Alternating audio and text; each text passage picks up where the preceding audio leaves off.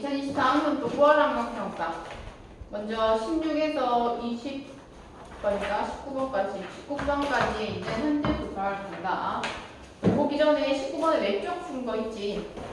자, 론도는 주제 선율이 반복되는 사이에 주제 선율과 차이를 지닌 선율이 삽입되어 주제 선율을 부각하는 음악 형식이다. 론도라는 음악 형식을 사용한 이 작품에서 주인공은 교통사고를 2번이나 겪는데 각각의 사건에서 가해자와 피해자로서 주인공의 입장은 달라지고 이에 따라 다른 태도를 보인다. 그래서 가해자 입장에서는 아무래도 조금 더 사고가 일어났을 때 조금 덜 물어주려고 할 거고, 피해자 입장이 된다라고 얘기를 하면 또 더 많이 보상을 받고 싶어 하겠지.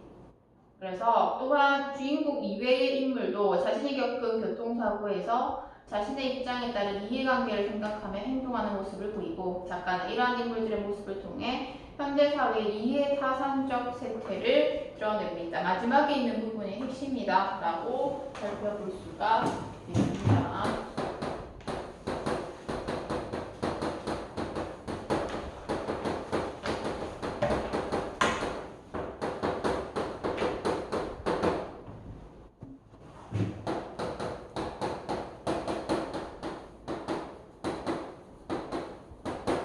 현대소설 론도. 자, 그럼 본문 가자.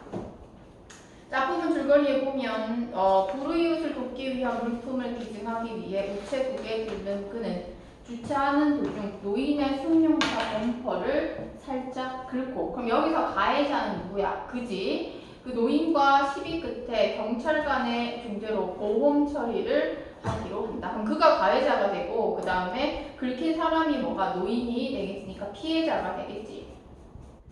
자, 글쎄, 그건 누구를 속이거나 남의 걸 빼앗기는 게 아니고 자기 권리를 찾는 거라니까요. 자, 그렇게 오랫동안 무사고 운전을 하셨으면 보험회사한테 얼마나 갖다 바친 거예요. 그동안 사소한 사고로 내고도 몇백, 몇천씩 써먹은 운전자들이 또 얼마나 많겠어요. 이제는 사장님 밥상을 찾아 먹을 때도 됐죠 라고 얘기를 하는 부분이야. 자, 그럼 이 부분에 있어서는 조금이라도 이익을 얻으려고 한다면 뭐 해라? 수리해가지고 보험 처리 받도록 하라 라고 얘기를 하는 거야. 보험 수리를 해라 라고 유도하는 모습이 제시가 되는 부분이야. 본업인 촬영 경정비보다는 덴트 보험 처리라는 글자들을 훨씬 더 크고 화려하게 유리문에 붙여놓은 경비업체 사장은 몸집이 자그마했다. 어떻게 생겼는지 볼까? 안경 너머에서 눈이 반짝거렸고 작은 입술은 빠르고 매끄럽게 움직였다 라고 얘기를 하면서 어떻게 생겼는지 외형 묘사하고 있지. 그래서 기억의 이제 서술상 특징과 관련해가지고 몇 번? 18번 문제에서 나타나는 부분이야. 근데 매끈하게 치장해 놓은 가게 안 공간에 어울리지 않게 크고 둔중해 보이는 자신의 차에 몸을 기댔다. 그래서 보험회사 직원도 그런 말을 하기는 했어요. 쉽게 해결하는 방법이 있다고 이렇게 되어 있지. 뭔가 이제 보험 처리를 해가지고 이익을 보는 거야. 자, 그래도 우리같이 순진한 사람이 그런 걸 할 수 있을까 싶은데, 자, 그와 나이가 비슷해 보이는 사장은 말을 하면서도 눈과 귀, 손과 발을 쉬는 법이 없었다. 순식간에 그의 차에 새겨진 세월과 부주의의 흔적이 드러났다. 여기 크게 박은 게 두 군데, 작은데 뭐 이렇게 얘기하고 있어. 범퍼는 새끈하게 칠해드리고 다 합치면 한 7, 80 정도 되는데 50 안쪽으로 맞춰드릴게요. 그러면서 보험회사에 전화해서 주차장에 가만히 세워놓은 차를 누가 갖고 갔다고 하세요. 이렇게 해가지고 상황을 만드는 거야. 근데 실제로는 그렇지가 않은데 왜 보험을 통해가지고 어떤 이익을 얻기 위해서 이렇게 짜는 모습이다. 그러면서 그 얘기한 부분 끝에 보면 자, 우리가 다 알아서 한다. 프로니까요. 척하면 서로 알아보는 거죠. 그러면 이런 걸로 봤을 때 이제 한두 번 이런 일을 구성한 게 아니었음 우리가 파악할 수가 있지. 차를 맡긴 그는 최대한 천천히 걸어서 10여 분 만에 자신의 거처인 오프시틀로 돌아왔고 접촉사고 이후 보험회사 직원의 예견대로 노인은 정비 공장을 찾아가서 범퍼 전체를 교환했고 아슬아슬하게 보험료 할증이 없는 상태로 사태는 마무리되었다. 결국은 이 이익을 받기 위해서 조금만 수리하면 되는데 범퍼를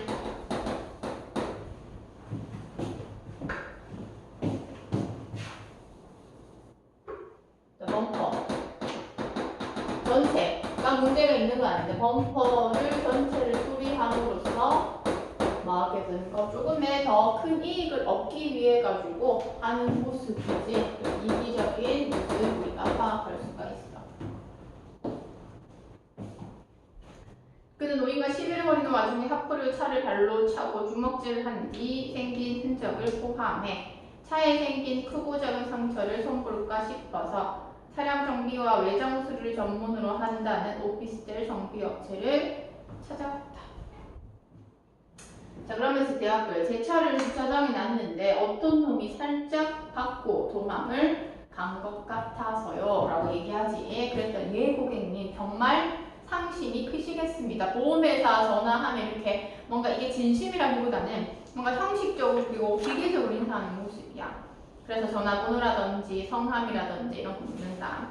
신원을 확인하고 난 뒤 상담원은 차를 언제 어떻게 세워두었느냐, 오피스텔 주차장이라고 대답하자 또 몇 층 어디 이렇게 자세히 생각보다 디테일하게 묻는 모습이 제시가 되고, 그러면서 CCTV 혹시나 찍혔을까봐 밖에 주차장 바깥 건물벽에 붙여 세워뒀다고 돌려댔대. 그럼 몇 월 며칠 몇 시부터 몇 시까지 차를 또 세워놨냐. 대화가 진행되면서 상대의 목소리에서 처음에 기계 같던 느낌은 많이 사라졌고 20대 중반쯤이나 되었을까 싶게 앳되고 맑은 목소리에 그는 문득 뭘 느꼈다. 수치심을 느꼈다라고 얘기를 해. 그럼 얘는 수치심, 부끄러움이지. 부끄러움을 느낀 이유는 뭐야? 돈 때문에 거짓말했잖아. 그치? 좀 더 돈을 받기 위해서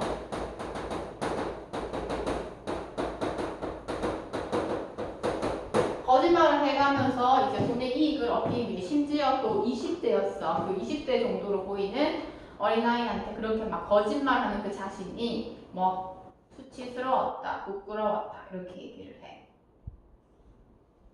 중요해. 자, 그의 차 뒷부분은 거대한 강철손으로 움켜잡아 찌그러뜨린 듯 했고 원래 그가 세웠던 자리에서 받친 충격으로 50cm쯤 움직여 기둥을 들이받은 터라 오른쪽 뒷문이 완전히 으스러진 채였다라고 얘기를 하지. 자, 이번에는 누가? 그가 피해자가 된 거죠. 앞에서는 그가 가해자였고 노인이 피해자였다면 이제 중략 이후에서 그는 가해자가 아니라 피해자가 된 상황이야. 자, 그래서 차가 어떻게 완전히 으스러진 채였다. 차가 파손됐대. 그는 나에게도 이런 행운이, 차가 으스러졌음에도 불구하고 뭐라고 얘기하고 있어? 우리는 뭐 행운이라고 하지 않고 뭐 해야 되는데 좌절하거나 힘들어해야 되는 부분인데 여기서는 행운이라고 얘기를 하고 있어. 그러면 나에게 조금은 이득을 볼 수 있겠구나. 뭐 새로운 걸로 교체한다든지 그런 것들을 이제 생각을 하는 거야. 그러면 심지어 기쁨까지야. 기쁨을 억제하며 일부러 크게 소리 질렀다.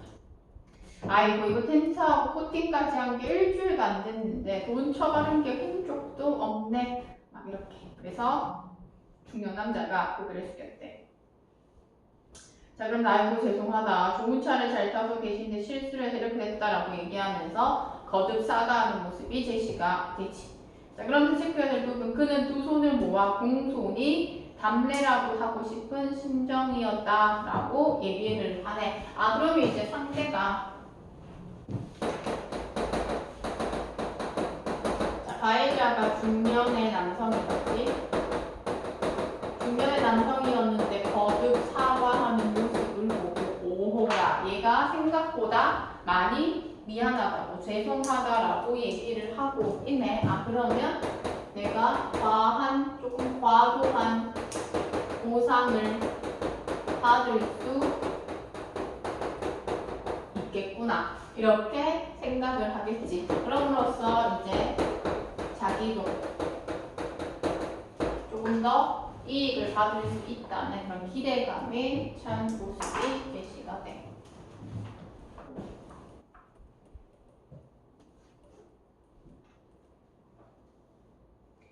별 말씀을 다 하십니다. 다 같이 운전하는 입장에서 보면 서로 이해할 수 있죠. 그런데 어쩌다가 목욕탕 천장에 환기 시설이 고장났을 때 수리를 해주러 갔던 펜을 사오면 갈아주겠다고 하던 젊은 기사가 나섰다.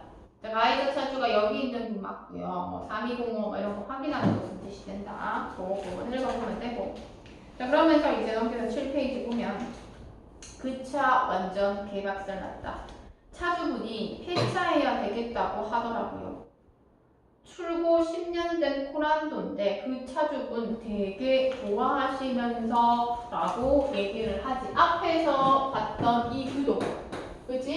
되게 좋아했는데 알겠네. 노인 그치? 앞에서 이제 노인이 피해자였을 때도 이렇게 되게 좋아했었는데 이제 그가 피해자가 되니까 다 갈아야 된다라고 되게 좋아했다라고 얘기하는 모습이지. 그래서 19번에서 아까 봤던 이해타산적이다라고 하는 부분이 그 부분이 드러나.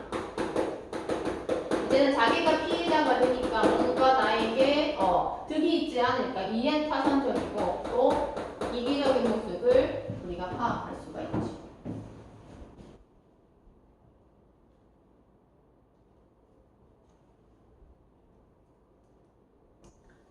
근데 말을 끊었고 나도 7년 차인데 그런데 나 차 바꾸려다가 계약금으로 묻돈 들어가지. 등록금에 세금 후속부에서 좀 더 타자고 바로 얼마 전에 200만 원 주고 도색하고 내부 고쳤거든. 그 돈 들인 게 일주일도 안 됐다. 안쪽에서 있던 여자들 중 하나가 기침을 했고 그는 말을 멈추었다. 역시 공기가 안 좋아. 예민한 사람들은 오래 있으면 좋지 않지. 어떻게 하시겠습니까? 같은 정비 공장에다 견인차를 또 오라고 할까요? 투버튼의색 정장에 물방울이 넥타이를 맨 중년 남자가 정중하게 물었고 그는 이럴 때 어떻게 하는 게 좋을지 물어볼 사람이 있는지 생각해 보았다. 그가 아는 한 주변에 같은 일을 겪은 그런 행운을 맞이해 본 사람은 없었다라고 얘기를 하는 부분. 시간이 어떻게든 간에 전화를 받은 사람은 아침부터 재수가 없다고 할지 모른다 라고 하면 쭉 나온다. 그래서 오히려 사고가 난 피해자가 되니까 그치? 전체 자기가 생각하는 것보다 이해가 또는 그 이득이 조금 더 많다라고 생각을 하니까 오히려 기뻐하고 기대하고 좋아하는 모습이 제시가 된다는 점. 그래서 19번에 있는 외적 증거에서 맨 마지막 일지폭의 핵심적인 내용이다 라고 볼 수가 있죠.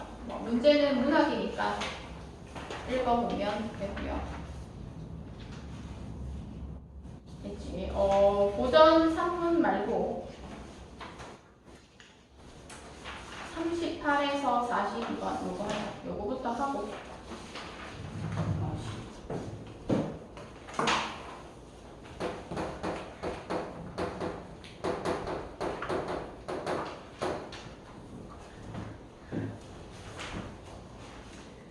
두 작품에 해당하는 부분 첫 번째 가의 근무사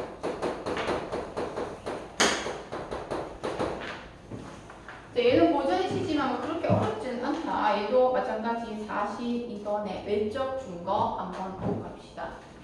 만남과 이별은 문학 작품의 오랜 소재로 다양한 방식을 통해 작품에서 형성하되고 있다. 라는 인물들이 선상에서 지상으로 쫓겨나가는 적강하고 만들어봤지.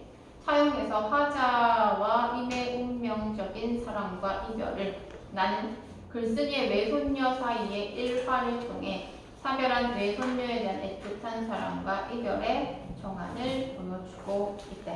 둘 다 많이 어려운 건 아니고 특히 나는 이거 빼고 나가면 되는 부분이다. 자, 가의 금루사부터 한번 보도록 하자. 어와 저 남자야 내 말씀 들어보고 라고 하는 거 이거 어디서 봤어? 송민국 할 때 감녀와 얼녀가 대화하는 그 부분에 있어가지고 그런 거 했었지. 야, 내 말 한번 들어보고 너 어디 가니? 하니까 그런 것처럼 이 부분에 있어서는 자, 내 말 한번 들어볼래? 라고 얘기를 하면서 말 건네는 방식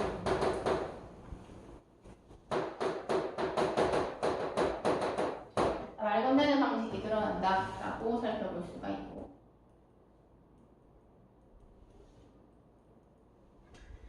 자, 속세에 묻혔다고 오랜 인연 잊을 쏘냐 라고 얘기하는 거. 속세에 묻혔다고 해도 오랜 인연은 잊지 않는다 라고 얘기하는 거지. 거기에 있어서는 서리법 사용하고 서리법을 통해서는 그 의미를 강조한다 라고 얘기를 해. 그래서 임을 잊지 않는다. 속세에 묻혀 있어도 임을 잊지 않는다 라는 걸 강조하기 위해서 이렇게 제시하고 있지. 낙포선녀 고략, 낙포선녀, 낙수의 여신으로 복희씨의 딸이래. 전생에 네 아니던가. 남관, 남관은 마청령의 남쪽 지방 한경남도 일대네. 남관 호의 백면서생도 신선인 줄 네가 알리오. 자, 그러면서 요지의 잔치에서 복숭아를 훔친 사람 너희건만 주고받은 같은 죄라. 너와 내가 기양왔네. 그래서 보통 우리가 기양하면 그 천상에서 지상으로 가서 적강이다라고 얘기하고 있지. 그러면 앞에 외적 증거에서 적강 모티프가 드러난다 라고 하는 건데 바로 이 부분에서 파악할 수가 있겠다.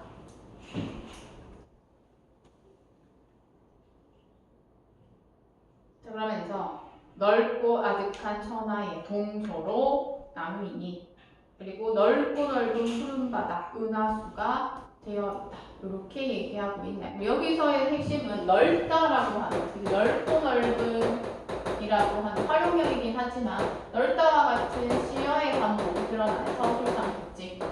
그치? 시어의 반복이 드러나고 그만큼 강조하고자 하는 건 화자와 임 사이의 거리감이 있구나 라는 것을 파악할 수가 있어.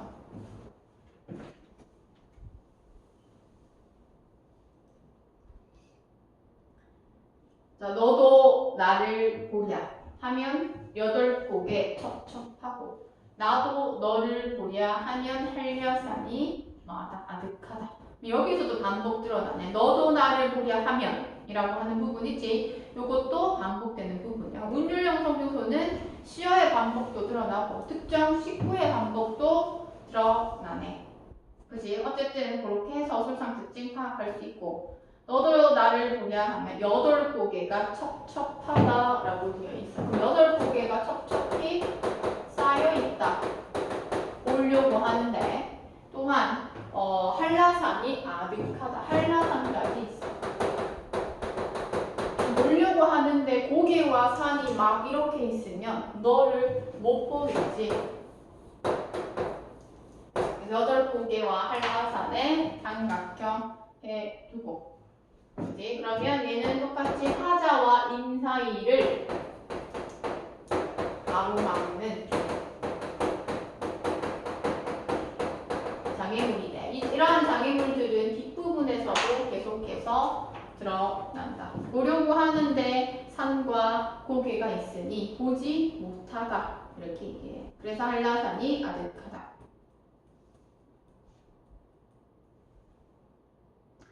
평생에 한이 되고 자나깨나 원하더니 그치? 임과 함께하기를 원한대. 옥황상제 감동한지 선관 신선선자야 성감이 두둔한지 태을선의 연잎배에 돛을 높이 달아 자라 수염에 배를 메고 제주 땅에 들어오니 아름다운 꽃과 나무 성계에 넘치로다. 이 말은 무슨 말이야? 꽃과 나무가 너무 아름답기 때문에 꼭 신선의 세계처럼 아름답다라고 얘기를 하는 부분이야. 풍병도 좋거니와 좋은 인연 더욱 좋다. 그러면서 연꽃 얼굴 버들 눈썹 전생 모습 그대로 전생의 모습 그대로 왔다 이렇게 얘기를 하는 부분이네. 그러면 우리가 이 부분에 있어서 천상에서 맺은 인연이 지상으로까지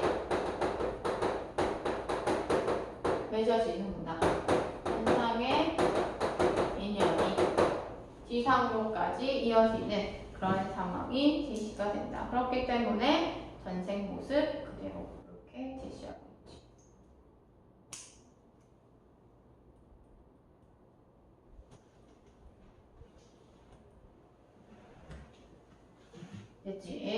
그래서 검은 머리 흰 뿌리는 새 속모습 전혀 없다. 이렇게 얘기하네. 그럼 서술상 특징, 뭐 시각적 심상이 드러난다. 이런 거 나와도 맞는 표현이야. 왜냐하면 서술상 특징과 관련해서 물어볼 수 있겠지.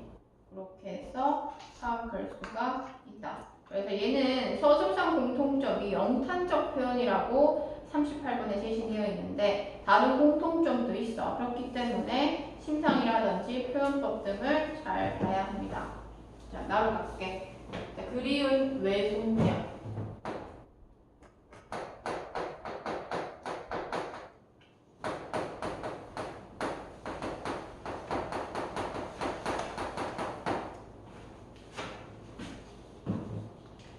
내 외손녀 이씨를 애도하니 가깝고도 슬프고 또 그리워할 만하다.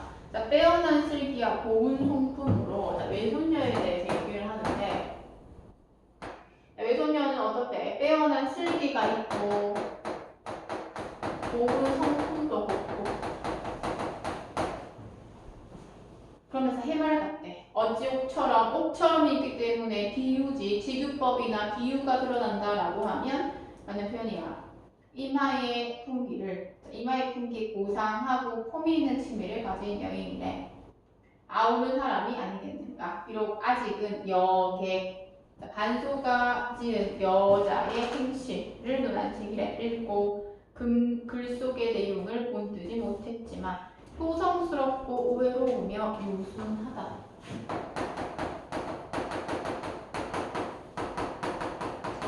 유순 또 우애. 그만큼 뭐 착한 아이였다라고 얘기지. 근본만큼은 은연중에 부합했고 홀로 한글로 된 책 속에서 충신과 열사 중에 절개와 행실이 본받을 만한 일을 보게 되면 그들을 위해 말채찍이라도 잡으려 했고 향초나 진주는 티끌처럼 여겼다. 의젓하고 노숙한 뜻과 태도가 있어 선대 조정에서 탕약을 올릴 적에는 어른보다 근심이 심해 하루에도 어떠한지를 3차례 시물었고 뒤에는 여러 날 고기를 먹지 않았으니 청구의 칠실녀래 나란히를 근심했던 칠실당의 여인 어린 외손녀 임금의 명이다. 이렇게 얘기를 하지. 여기로 갔을 때 어쨌든 이 외할머니는 외손녀에 대한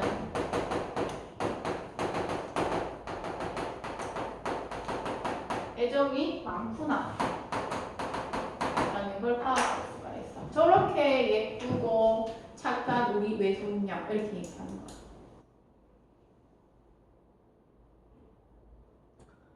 됐지? 자, 그러면서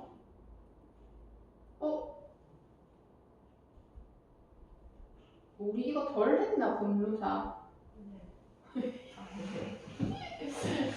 뭔가 이상하지? 왜 가만히 있는 거야?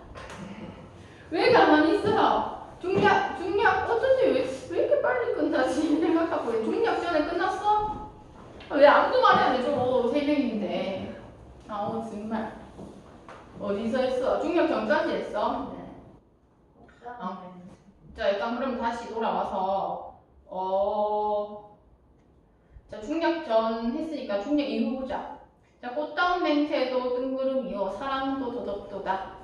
성 안에 한 걸음 밖에 삼천리 약수 망망하네 라고 되어 있어. 망망하네. 그럼 여기서도 마찬가지. 삼천리 약수도 가로막는 장애이라고 볼 수가 있어.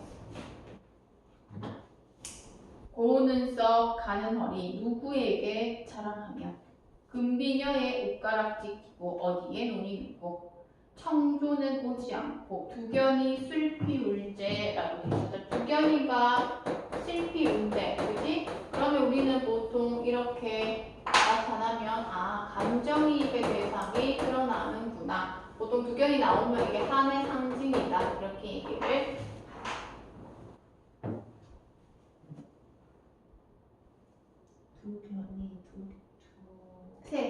새야 새. 두견.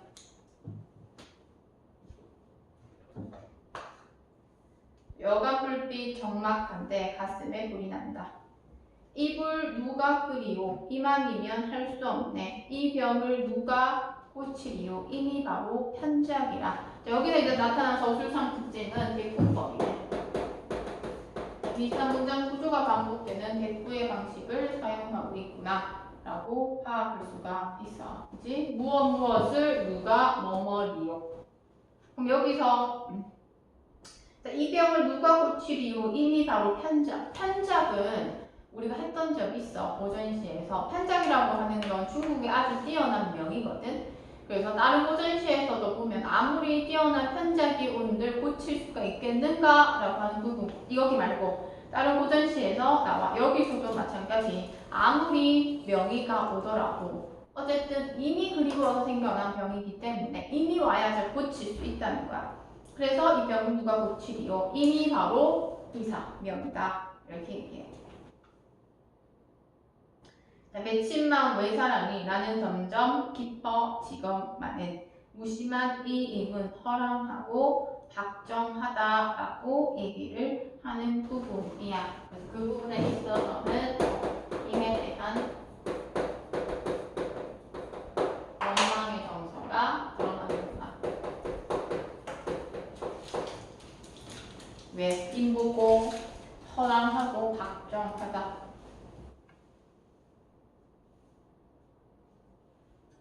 상경에 밤에 못 든 잠을 사경에 들어 새벽에 겨우 들어서 나비를 말로 삼아 높이 달려 옛길을 찾아가서 라고 되어 있어.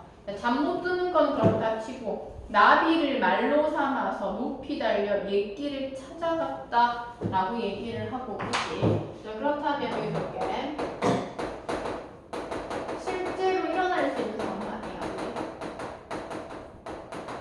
비현실적인 상황을 제시하고 있다. 상황을 설정했다. 나비를 말로 삼아가지고 높이 달려 옛길을 찾아갔다 라고 얘기를 하는 거야. 이렇게 한 이유는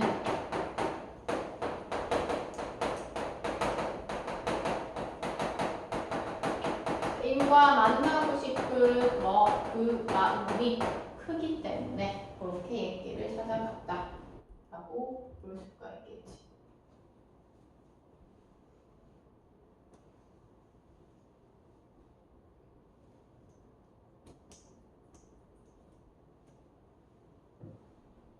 똑같은 얼굴을 반갑게 만나보고 온갖 수심, 근심이네, 그치? 낱낱이 풀려고 했는데 오동잎에 비 떨어지는 소리에 비 떨어지는 소리 비 떨어지는 소리에 어떻게 한대? 잠에서 깨어버렸다. 얘도 삼각. 어스레한 새벽 달빛에 작은 별뿐이로다. 여기서도 뭐야? 영탐법 사용됐네. 그럼 여기서는 영탐법이 사용되었고, 자, 또한 여기서는 인한테 얘기를 하려고 했는데 그러지 못했다라고 얘기하고 있지. 덧없네, 영탐, 자주 이런 것들도 파악할 수가 있어.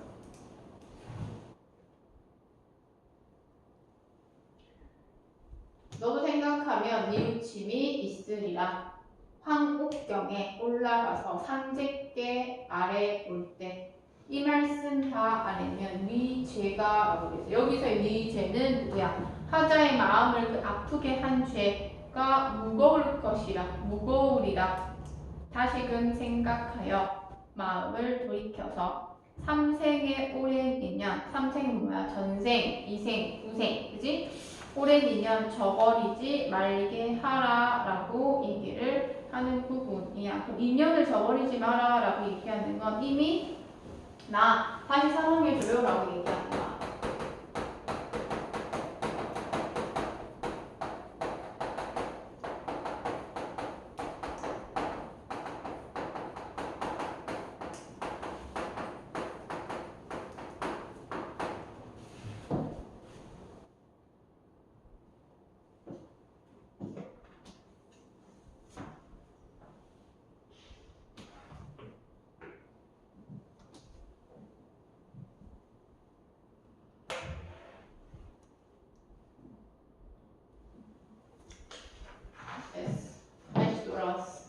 아까 전에 그치?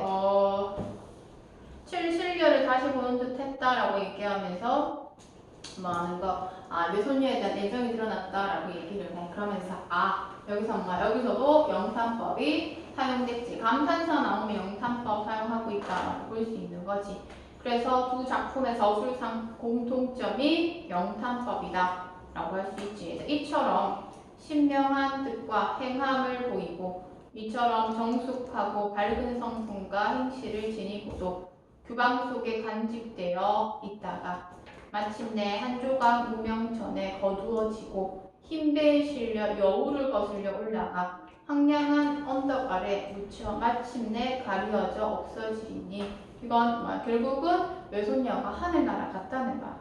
하늘나라 갔기 때문에 흰배에 실려서 거슬러 올라가서 거기 보면 아침내 가리어져가지고 땅에 묻힌다 이런 얘기가 나오지.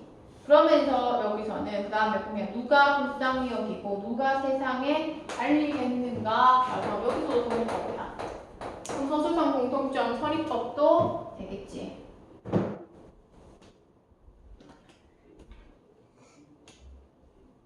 오히려 평범한 사람과 함께 썩는 것이 달갑지 않아 빛나고도 환하게 우주 사이에 정신을 남겨두리라. 평생 너를 아꼈던 70살 먹은 늙은이는 여기서는 이제 외할머니가 되겠지. 병으로 죽을 날이 가까운지라 온갖 정성을 다하지 못하고 겨우 몇 줄의 짧은 글을 무덤 앞에 보내. 외손녀가 먼저 갔으니 무덤 앞에서 보내서 이렇게 하니 너의 넋이 이를 알 것인가 모를 것인가. 그럼 지난해 여름 내가 화암동에서 나의 종남산의 정자에서 만났었지 라고 얘기를 하는 부분이야. 지난해이기 때문에